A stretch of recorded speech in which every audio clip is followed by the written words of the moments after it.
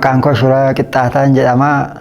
Kanan itti dhaladhe godina Shawaa Lixaa Aanaa Midaaqanyiidha. Bakki dhaloota koollee achuma. Maatiin koo bakka itti jiraataa ture manni barumsaa koo mana barumsaa Baabboo jedhama.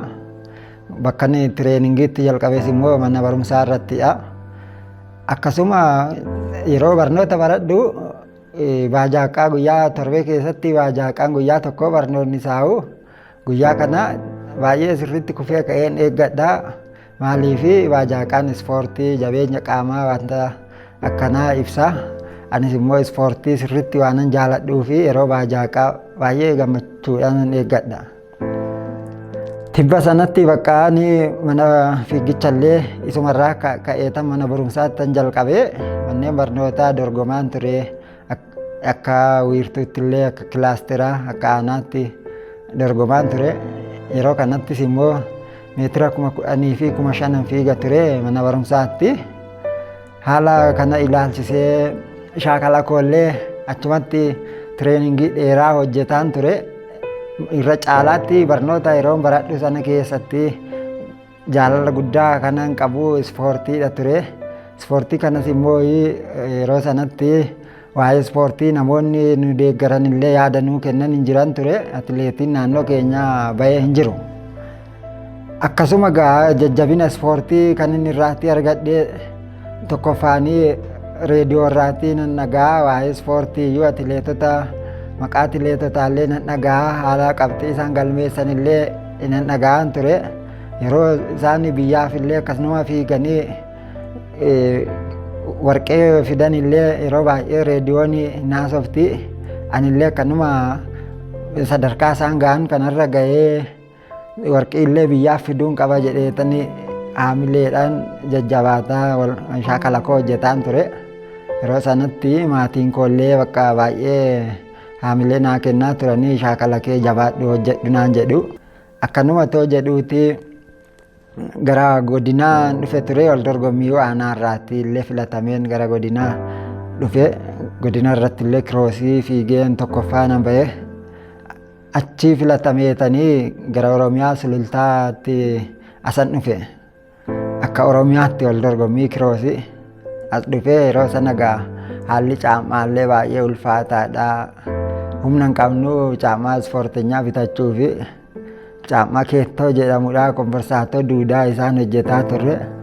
Yoo gara kilaboota wajjin wal dorgommii kana yoon kiroosii as Sulultaa irratti yoon dhufee lixuu zuuraa muraasa fiigee booddee bakka margarra nu zoorsisaa turanii kiiloomeetira 12 caammaan hidhadhee wal dorgommii sana lixee fi bakkatti fiigamu walitti hin taane margarradha. Caammaan sun baay'ee bakka luka na dannaziizee baay'ee lukti koollee na dadhabee ture. Naannoo akka kilabootaa fi kililii keessaatti naannoo 40 wayiin bahee ture yeroo sana. Achumarraa nan deebi'e gara mana barumsaatti deebi'ee barnoota tooni baradhuuti. Akkanuma shaampiyoonni mana barumsaallee geenyaan gara godinaarraa dhufeetan na fiigee. Yeroo sana baay'ee na dhukkubee dhukkubni taayifoodii yeroo dheeraa na dhukkubeetu naannoo marfee 14 akkana waraannadheen gaafa akka boruu deemnu akka har'aan fixee marfeewu gara dorgommii deemuudhaaf deemee godina irratti yoon wal dorgommiitti seenee hirmaadhu zuurii muraasa yoo fiigee booda lukti koo marfee 14 muluu waanan luqeetturra waraannadhee fi baay'ee dadhabbina nafaatu natti dhaga'ame. Bakka achumaan addaan kuteetan nan bahe wal dorgommii kana keessaati. Bakka ballii koollee ittuma dhiisee nan gale. Maaliif jaalala ispoortii waanan qabuuf shaakalallee sirriitti hojjetaa ture. Sababa dhukkubni taayifoodii na qabee marfee waraannadheen wal dorgommii sana fiiguu hin dandeenye addaan kuteen gale bakka. Achi galees immoo barnoota barataa hin teenye garuma hojii kootti nan deebi'e. Utuma hojjedhuuti barumsallee utuma baradhuuti. Yeroo lammataadhaaf gara aanaarra wal dorgommii deemne. Wal dorgommii deemnee achirratti ijoollonni akka kilaasterii keenyaatti wal qabannee deemnee taphattoonni illee hin jiru, atileetonni illee hin jiru. taphattoonni akka carraa ta'ee daanyaa wajjinii walitti bu'anii lollumsa jeequmsi wayii gidduutti uumamee nuunis immoo bakka atileetonni garee keessantuu rakkoo uume waan ta'eef isinillee galaa'uu nuun jedhaniitu nu gaggeessan. Eshi jennee homaan dubbannee eshennee hin galle deebi'anii bulanii ka'aniitu immoo warri atileetii koottaa fiigaa isinii homaan balleessinee fiigaadhanii nu waamani. Ishedheen deemsa isaatii tokkoof walakkaa mul'uu deemee dhaqe.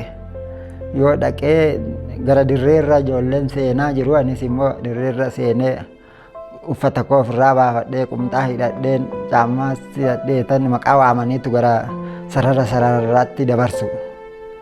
Yoo isaan bira ga'u ati eessaa dhuftee jennaan bakka kanaatiin dhufee jennaan bahii lakkiin fiigduu ati naan jedhaniitu fiigicha keessaatti deemi ta'uu hirmaatu hin dandeessu jedhanii na baasanii na gashan. Eshedhee homaan dubbanne aaree gubadheen akka deebi'een nan gale. Barnoota baratuu jalqabeen gidduutti bakka dhiiseetanii shanyii baasisadhe gara godina biraatti. Achitti shanyii baasisadhee kutaa 8 godina biraatti achitti otoon baradhuu achirraan immoo waldorgommiin karaa godina sanaan biraa waldorgommiin gaggeeffame. Isarrattis immoo hirmaadhee meetira 10,000 fiigaa. Isaas akka tokkoon ba'e aanaa karaa godina sanaa aanaa irratti tokko ba'ee gara godinaatti nu ergani. Godinni Shaambuudhaa kan isaaniiyyuu ishedhee Shaambuun deemee achirratti illee nan mo'adhe 10,000 kan mo'adhee shaampiyoonii waldorgommii kilabootaa wannitti gaggeeffame yeroo sanaan Oromiyaa immoo magaalaa Naqamtee achitti gaggeeffame. Achumarraani akkuma godina dorgomneen otoo deebineen galiin achi guyyaa muraasa achi turree godinarraan achuma darbine gara Naqamteetti. Achitti otuma fiignuuti 10,000 fiigna.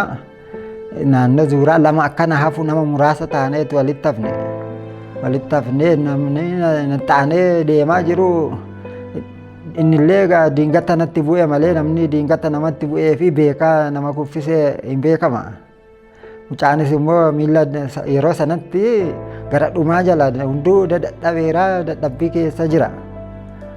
Baalaansii ofiillee eeggachuu hin danda'u namni isaatii baay'ee dadhabetti. Mucaan diingatuma duubaan natti buunaan lukti koo lamaa wal rukutee achumatti kufe. Achitti kufee warri na fuuldura jiran darbanii deemani. Warri na duuba jiranis immoo dhufani otoo achiitiin ka'in. Dhufnaan amma yoon ol ka'e isaanillee deebi'anii ammas immoo ani takkaa kufee miidhame miti. Isaanis deebi'anii miidhamu. Kanaaf isaanis hin miidhamiini anis hin miidhamiin jedheen achuma ciiseen hundumaa warra dugda duuba koo jiru dabarse ciiseen narra utaalanii yaa'anii darbani. Bakka finishingii jala geenyee 12ffaa ba'e achitti immoo anaan dorgommii sana mo'adhuu danda'u akkatti 12ffaa ba'e. Gimaash maraatooniinis immoo hin jira. Yeruma sanatti jechuudha ani lama immoo akkana buleetu hin jira gimaash maraatooniini. Fiigicha kana bakka sababa kufee narra wanni jedhanii fi sadarkaa keessaa bahuu hin dandeenye gimaash maraatooniin fiigaa jedheen leenjistuu ani achirraatti godina sanarraatti nu fuutee deemtee jirti. 10,000 fiiguu hin dandeenye bakka kufee waan ta'eef bakka carraa hin arganne anan fi mo'achuu danda'utti kanaaf immoo gimaash maraatooniin fiigaa jedheen. Jennaan lakkii fiigduu galii naan jette. Jennaan lakkii nan fiigaa baajetaa kanan ittiin as turu. Ofiima koo kaffaladheetan as turaa na galmeessisiisi nan fiigaa jedheetan kadhadhee dadhabe. Bakka babustuma barbaadu jettee na diddee galee jettee na galmeessisiisu dinnaan bakka deebi'ee nan galee. Otoo dhaaruun galee bakka achiis aballiin fudhanne dhiiseen gale. Otoo dhaaruun galee mana barumsaatti deebi'ee barnoota tooni. Baradhuuti kiroosiin dhufe Hamboo irratti kiiloomeetira 12 kiroosiin jedhamuun jira. Isaallee fiigee isas mo'adhee asumaan gara sulultaa kana jedhametiire asirratti sulultaan kilabootaa kun gaggeeffamee as dhufee asirratti sababa caammaallee hin qabu diiramaa sii kaasee jira. caammaan ittiin fiigu caammaa konforsaatoodha duudaa marga kan fiignu margarraa caammaan baay'ee na hadoochee ture. Naannoo 40 wayii baheen deebi'een nan galee barnoota tooni kutaa 9 baratuu jalqabeetan haayiskuuliin mana barumsaa keenyatti naannoo mana barumsaa keenyatti waan banamee fi haayiskuulii toon baradhuugaa barnoota keessaatii gara Finfinnee kanaan dhufee Finfinnee kanaa akkan dhufeen immoo leenjisaa Hajii Adiloo kan jedhamu isa bira hojiin jalqabee innillee bakka baay'ee yaadaanis waa hundaatiin illee baay'ee na bira dhaabataa ture. Kanuma obboleessi isaallee leenjisaan hin jira walumaan nan hojjechiisanii Qasim Adiloo jedhama innillee bakka nuyi akka halagaatti miti isaan waliin jiraatan akka abbaa fi akka ilmaatti malee akka nama biraatti wal wajjin waliin jennu.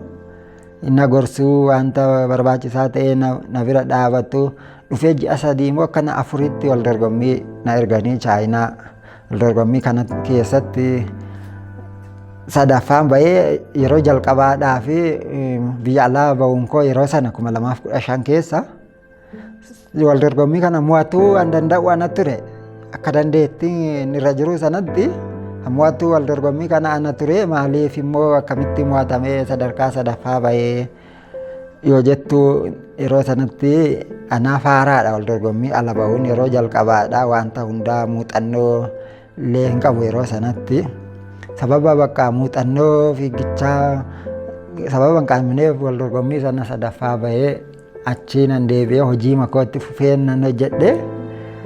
Hojii koollee yoo jedhu dandeettiin koollee jijjiiramaa deeme muuxannoon koollee muuxannoo ani argadhullee jijjiiramaa deeme akkanaan otoo hojjetaa jiruuti wal dorgommii 1 2 3 akkana babbaa muuxannoo horataa sadarkaa kanarra dhufee ga'e.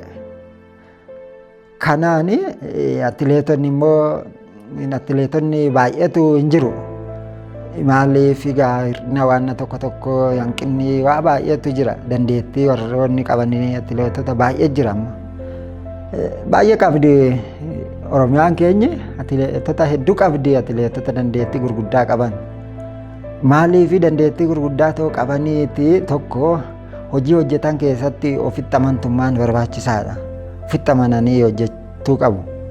Ani amma akka fakkeenyaatti yoon fakkeenya sii kaase bara 2012 carraa kilabii galuu fi argatuun qabaa jedheeta yeroo achi fageesseetan yeroo ofiif kenne hojiin hojjedhu keessatti immoo akka boru iftaan carraa kilabii galuu akkan argadhutti hojiidhaan immoo as gabaabseetan hojii gara karaa hojii itti faxxaneen hojjedhe.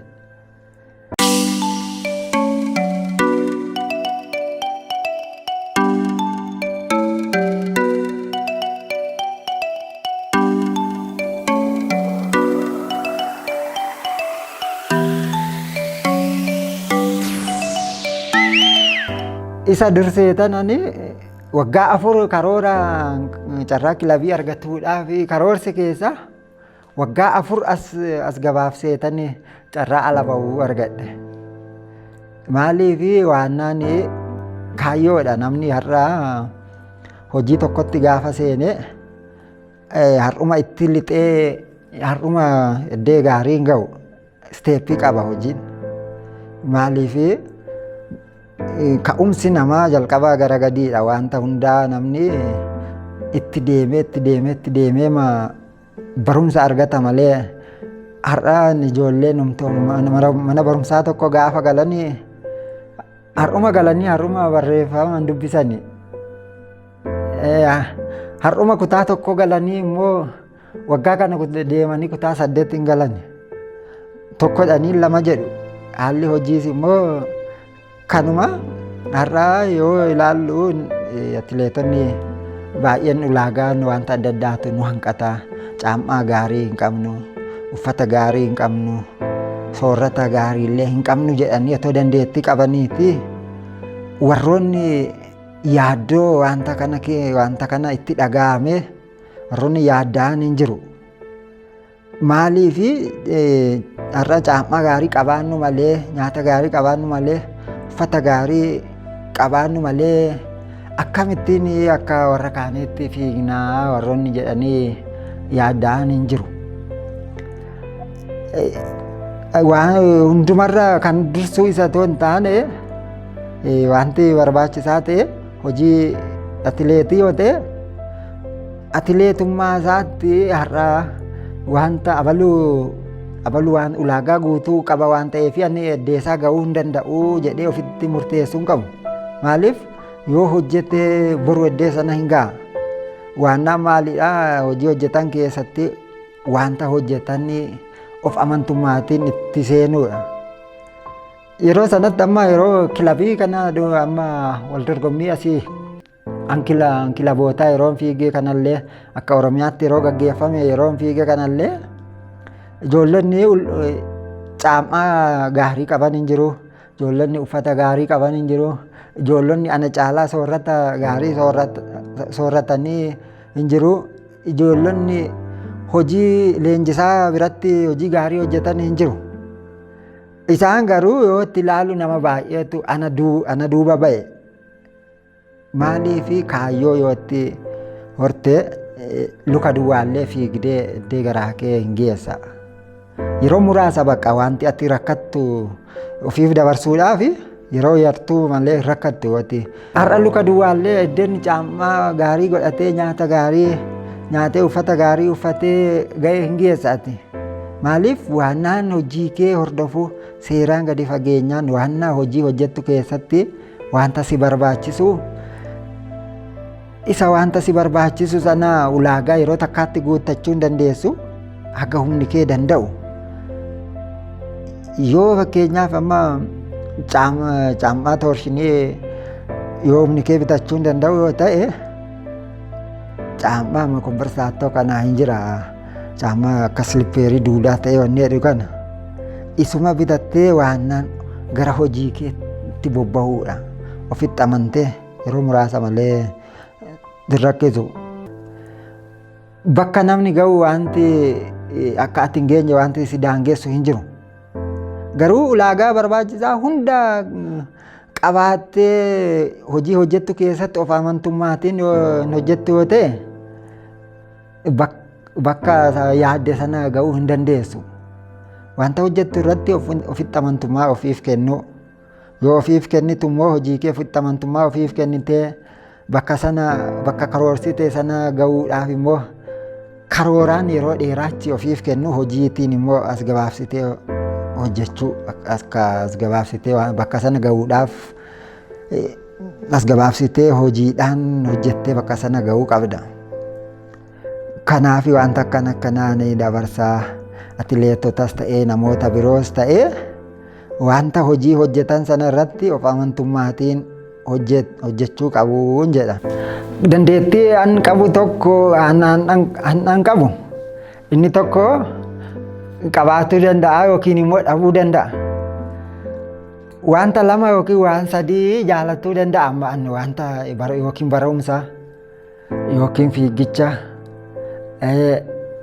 yookiin qotee bulaa ta'uu waan sadan kana keessaa yookiin sadan isaanii jaaladha yookiin waan lama yookiin waan tokkon jaaladha. Yoo sadan isaanii jaaladha ta'e sadan keessaatii kam akka irra fedhiin koo barbaadu kam irra hawwiin koo kam akka ta'e adda baafachuu qaba. Maaliif namni tokko waan sadii jaalattee waan sadan suni wal qixaa miti jaalalli namni waan sana jaalatu tokko irra caalaa jaalachuu danda'a. Tokko immoo gidduu galeessatti hin jaalata. Tokko immoo xiqqaama ta'uu danda'a jaalallisaa. Achi keessaatii kan fedhiin ofii keessi ofii kan itti gammadee kan jaalatte faana duukaa bu'uun barbaachisaadha. Maaliif amma maatiin keenyas ta'ee maattota kaanillee in argina amma warroota atileetotan waliin hojjetaa jiranillee in argina amma ijoolleen dubaraalleen wajjin hojjetaa turan yeroo mana barumsaa barannu sanatti maatiin isaanii lakki ijoolleen fiigichaa jaalatan hin jiru amma dubaroota ta'anii amma kilabii ijoollee baay'eetu jira amma. Barumsa baradhaa fiigichi maal sinii godhaa lakki hin fiiginaa jedhanii yerootti duubatti deebisan hin jira. Maaliif barumsa bichaatti namoonni baay'ee maatiin keenya jechuudha.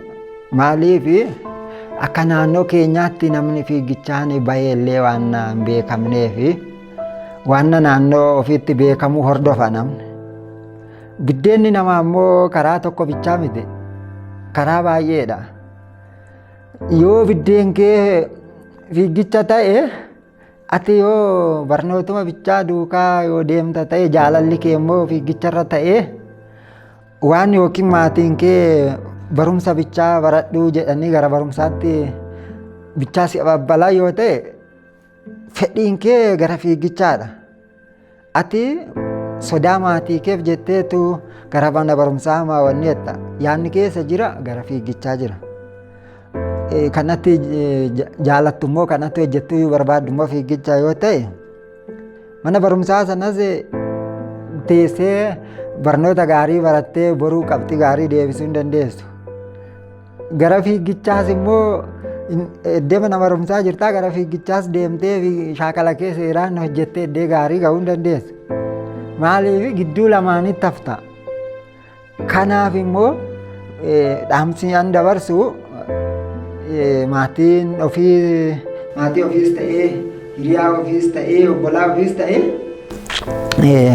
waan namni hojii hojjetu keessatti wanta namni jaalatu irraatti daangessuun hin barbaachisu.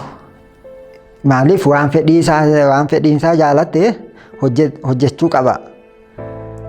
Yoo waan fedhine haamileedhaan hojjeta bakka waan sana gammachuutiin waan hojjetuuf iddoo garaa ofii hin ga'a. Yoo waan fedhiinsaa barbaadu hojjechuu dhiisee waan namni jedheef sana hojjedhuu jedhanii itti gidirsanii yoo gara hojii sanatti geessan hin ta'u. Namni sun jijjiiramni dhabamuu hin danda'a waan ta'eef waan akkanaa wal daangessuun hin barbaachisu.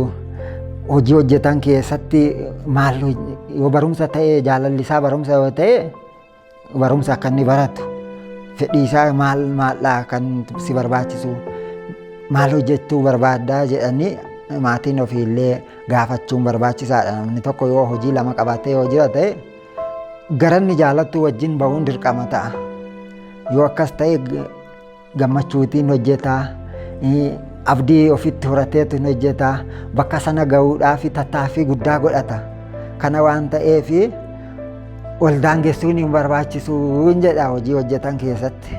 Egaa waan hojjetan keessatti hojii har'a hojii tokko milkaa'uu dadhabee jedhanii hojii ofii adda kutuu miti.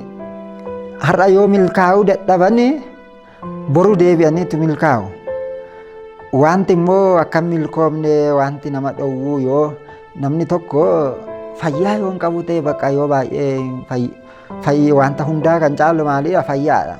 Wanna tokko immoo hojjetuudhaaf illee jiraachuudhaaf illee iddee fedhii garaa ofii gahuudhaaf illee kan barbaachisu maali fayyaadha.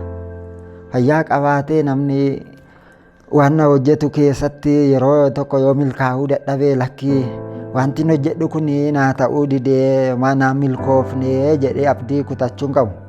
Maaliif hojii isaa hojjetuudha guyyaan milkaa'ina isaa guyyaan hin jira.